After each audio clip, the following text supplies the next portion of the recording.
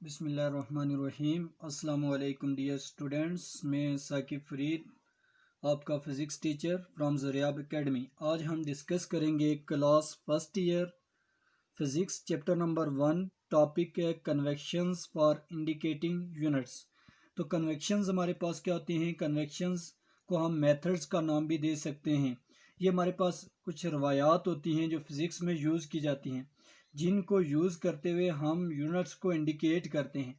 अगर इन कन्वेक्शंस को, इन रवायात को, अगर इन रूल्स को हम फॉलो नहीं करेंगे तो इनसे इनहराफ करके अगर हम यूनिट को इंडिकेट करते हैं, लिखते हैं, तो हमारे पास वो जो यूनिट्स हम लिखेंगे वो हमारे पास गलत तस्वर होंगी, इनकोरेक्ट तस्वर होंगी। तो हमारे पास कुछ कन्वेंशंस हैं जिनको हम डिस्कस करने जा रहे हैं। फर्स्ट वन जो हमारे पास कन्वेक्शन है वो हमें बताता है कि full name of the unit. अगर आपके पास पूरा नाम आप जब यूनिट का लिखते हैं तो उसके लिए, अगर वो चाहे किसी साइंटिस्ट के नेम के ऊपर भी है, तो तब भी उसके लिए जो हमारे पास इनिशियल लेटर होगा वो स्मॉल होगा। जब भी हम यूनिट का पूरा नाम लिखते हैं और उसका जो इनिशियल लेटर होता है उसे हमेशा हम स्मॉल लिखते हैं। जैसे हमारे पास एग्जांपल है मीटर, तो मीटर का जो इनिशियल लेटर है वो आप देख सकते हैं कि किस में है, स्मॉल लेटर में है। इसी तरह हमारे पास न्यूटन, न्यूटन एक साइंटिस्ट के नाम पे यूनिट है, लेकिन इसका जो पहला लेटर है वो भी हमारे पास क्या होगा? स्मॉल होगा। ये हमारे पास जो कन्वेंशन के मेथड के जरिए हमने लिखा है, ये हमारे पास एक करेक्ट वे होगा। अगर हम इसी मीटर को यूं लिख लें कि हमारे पास जो मीटर है उसका जो फर्स्ट इनिशियल लेटर है वो क्या है? कैपिटल है, तो ये जो वे है ये हमारे पास क्या होगा? इनकरेक्ट होगा। इसी तरह हमारे पास जो न्यूटन है, इसको अगर हम कैपिटल एन से स्टार्ट करें जब भी हम फुल नेम यूनिट का लिख रहे हो, तो ये भी हमारे पास क्या होगा? इनकरेक्ट वे होगा। तो फर्स्ट कन्वेक्शन हमें ये बताता है कि जब भी आप यूनिट का पूरा नाम लिखते हैं तो उसको आपने हमेशा स्मॉल लेटर से स्टार्ट करना है।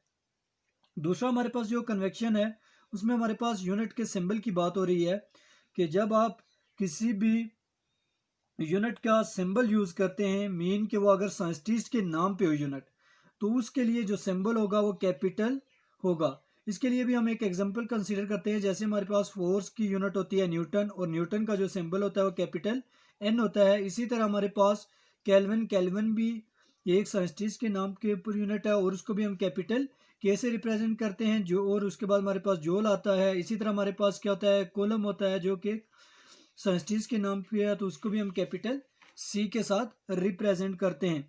थर्ड जो हमारे पास कन्वेक्शन है वो हमारे पास प्रीफिक्स के बारे में है कि जब भी प्रीफिक्स और यूनिट को आप गट्ठा लिखते हैं तो उनके दरमियान सेपरेशन नहीं होनी चाहिए।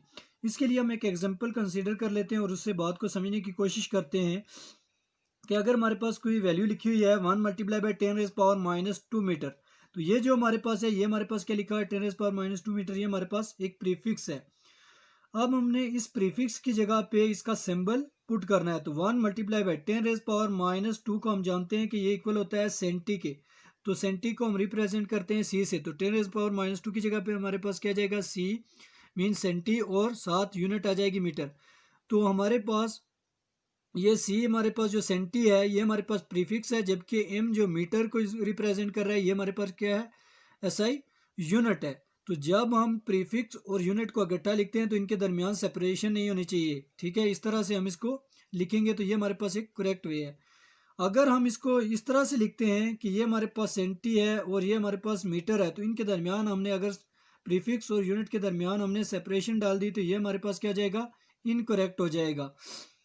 अब हमारे पास है जी चौथा कन्वेक्शन, जिसमें हमारे पास है कम्बिनेशन ऑफ यूनिट्स। जब हम कम्बिनेशन ऑफ यूनिट को यूज़ करते हैं, मीन कि हमारे पास यूनिट्स को कंबाइन यूज़ करते हैं, वो चाहे डिराइव यूनिट्स हों चाहे बेस यूनिट्स हों, उनको जब हम कंबाइन यूनिट के तौर पे यूज़ करते हैं तो उनके दरमियान हमारे पास क्या होना चाहिए? सेपरेशन होनी चाहिए। जब भी हम उनको लिखेंगे, चाहे उनका सिंबल यूज़ करें चाहे उनको का कंप्लीट नाम लिखें, उनके दरमियान सेपरेशन होनी चाहिए। फॉर एग्जांपल हमारे पास होती है मीटर सेकंड, ये हमारे पास बेस यूनिट हैं दो, इनको हमने कंबाइन लिखा तो इनमें हमने यहाँ पे सेपरेशन डाल दी। इसी तरह हमारे पास आता है न्यूटन मीटर, तो न्यूटन मीटर का हाल ही हमने सिंबल यूज़ किया तो इसके दरमियान भी हमने क्या कर लिया? सेपरेशन। ये हमारे पास क्या है? करेक्ट वे है। अगर आप नेम लिखते हैं पूरा तो वो हमारे पास आ जाए मीटर एक यूनिट है और सेकंड दूसरी यूनिट है, तो इनके दरमियान हमने ये सेपरेशन डाल दी। ये हमारे पास क्या है, करेक्ट वे है इंडिकेटिंग यूनिट्स का। अगर हम इसी को ये जो न्यूटन मीटर है इसको हम यूँ लिख दें, न्यूटन मीटर और इनके दरमियान बिल्कुल भी सेपरेशन ना हो, तो ये हमारे पास क्या है, एक इनकरेक्ट वे है। इस तरह से हम यूनिट को इंडिकेट नहीं कर सकते। अब हमारे पास आता है जी कंपाउंड प्रीफिक्सेस नॉट अलाउ। पांचवा जो हमारे पास कन्वेक्शन है वो हमारे पास ये कहता है कि जो कंपाउंड प्रीफिक्सेस हैं उनको आप अलाउ नहीं कर सकते। इसकी अगर हम एक एग्जांपल कंसीडर करें तो हमारे पास है 1 मिली माइक्रो सेकेंड। मिली भी हमारे पास एक क्या है, प्रीफिक्स है, और माइक्रो भी हमारे पास क्या है, एक प्रीफिक्स है। दो प्रीफिक्स यहाँ पे यूज हो रहे हैं, तो ये हमें अलाउ नहीं है। इसका मतलब है ये इनकरेक्ट वे है। इसी तरह हमारे पास दूसरी एग्जांपल है 2 नैनो नैनोमीटर। तो 2 नैनो नैनो आया है 2 बार, इसका मतलब है ये 2 बार प्रीफिक्स है, तो ये भी हम इकट्ठे यूज नहीं कर सकते। ये कंपाउंड फॉर्म में इसको हम यूज नहीं कर सकते। तो जब हमारे पास इस तरह से कोई वैल्यू लिखी हो कि जिसमें दो हमारे पास प्रीफिक्सेस आ रहे हों, तो उनको हमने पहले एक प्रीफिक्स में कन्वर्ट करना है। ठीक है, जब हम इनको एक प्रीफिक्स में कन्वर्ट करके लिखेंगे तो वो हमारे पास क्या बन जाएगा, करेक्ट वे बन जाएगा फॉर इंडिकेटिंग यूनिट्स। तो हम इसको लिखते हैं 1 मल्टीप्लाई बाई मिली की वैल्यू होती है 10⁻³ माइक्रो की वैल्यू होती है 10⁻⁶। वो पुट कर दी into second as it is रहा। 1 मल्टीप्लाई बाई बेस सेम है तो पावर ऐड हो जाएंगी 10⁻³ - 6 into second as it is. 1 multiply by -3 और -6, जब हम इनको ऐड करेंगे तो आ जाएगा -9 into second as it is. 1 multiply by 10⁻9 -9 को हम जानते हैं कि ये नैनो के इक्वल होता है, नैनो का सिंबल होता है small n। 1 nano into second. इसी तरह हम इसको भी पहले लिखेंगे 2 मल्टीप्लाई बाई नैनो की जगह 10⁻⁹ मल्टीप्लाई बाई 10⁻⁹। ठीक है, और बेस सेम है, पावर ऐड हो जाएंगी तो 10⁻⁻18 आ जाएगा। मीटर एज इट इज आ जाएगा, तो 2 मल्टीप्लाई बाई 10 पावर क्या आ जाएगा, -18 मीटर। और 10⁻⁻18 को हम क्या लिख सकते हैं, ऑटो मीटर। 2 ऑटो मीटर हमारे पास आ जाएगा। तो ये हमारे पास क्या हो जाएगा, करेक्ट हो जाएगा, करेक्ट वे बन जाएगी फॉर इंडिकेटिंग यूनिट्स।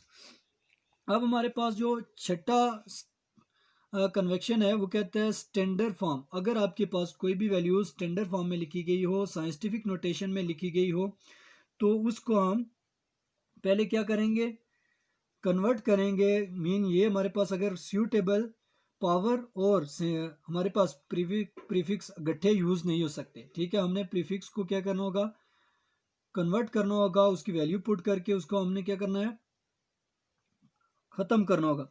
अब हमारे पास इसके लिए हम एक एग्जांपल कंसीडर कर लेते हैं, जैसे 3.6 मल्टीप्लाई बाई 10⁻² सेंटीमीटर। अब हम यहाँ पे देखते हैं तो ये हमारे पास एक जो वैल्यू आई है ये क्या है, साइंटिफिक नोटेशन में है, सूटेबल पावर की फॉर्म में है, और साथ इसके प्रीफिक्स भी आ रहा है। तो ऐसा करना हमें अलो नहीं है, इसलिए हमने क्या करना है, इस सेंटी को यहाँ से रिमूव करना है। तो 3.6 multiply by 10⁻² as it is रहा। सेंटी को हमने रिमूव करने के लिए उसकी वैल्यू पुट कर दी 10⁻⁻²। हम जानते हैं कि सेंटी की वैल्यू होती है मीटर, एज इट इज रहा। ये 10 बेस सेम है, पावर ऐड हो जाएंगी। ये 10⁻+2 है, ये 10⁻⁻2 है, ये दोनों आपस में कैंसिल हो जाएंगे, तो आपके पास बच जाएगा 3.6 इंटू मीटर।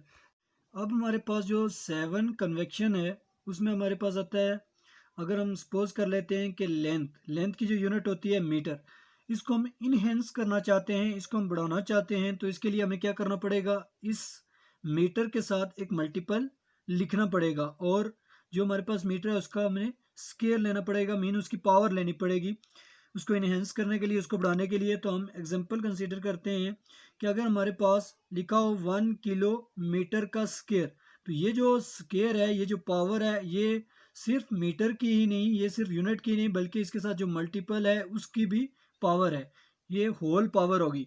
तो इसको हम यूँ लिखेंगे, फिर 1 मल्टीप्लाई बाई किलो की जगह पे उसकी वैल्यू पुट करें तो ये होता है 10⁻³ मीटर एज इट इज, और होल हमारे पास क्या जाएगा, स्केयर। इसको जब हम ओपन करते हैं तो हमारे पास आता है 1 as it is multiply by 10⁻³ को 2 से मल्टीप्लाई किया तो 10⁻, क्या आ जाएगा, 6, और मीटर का स्केयर आ जाएगा।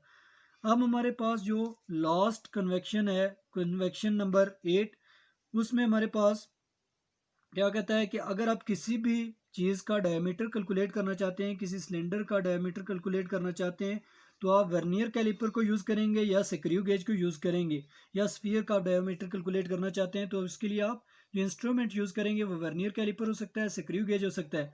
तो जो वर्नियर कैलिपर और स्क्रू गेज होते हैं वो तुम जो मेजरमेंट्स करते हैं वो मिलीमीटर में करेंगे या तो सेंटीमीटर में करेंगे।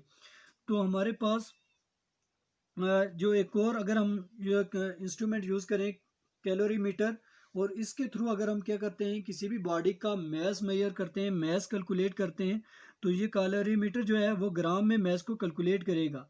तो हमारे पास जो हम प्रैक्टिकल जो मेजरमेंट्स करेंगे वो अपनी डिज़ायर यूनिट्स के मुताबिक क्या कर लेंगे, लेकिन जो फाइनल रिजल्ट होगा, जो फाइनल कैलकुलेशन होगी, उसको हमने क्या करना है, बेस यूनिट में लाना है। तो बेस यूनिट में कन्वर्ट करेंगे। मिलीमीटर को हमें मीटर बनाना होगा, फिर सेंटीमीटर को भी हमें मीटर बनाना होगा अपने फाइनल रिजल्ट या फाइनल कैलकुलेशन में, और ग्राम को हमें फाइनल क्या बनाना होगा, किलोग्राम, अपनी लास्ट रीडिंग के अंदर, फाइनल रिजल्ट के अंदर। तो ये थे हमारे पास कन्वेक्शंस फॉर इंडिकेटिंग यूनिट्स को लिखने के कुछ तरीके। अब हम मज़ीद वीडियोस के लिए हमारे चैनल को लाइक करें, सब्सक्राइब करें और दोस्तों के साथ शेयर करें। अल्लाह हाफ़िज़।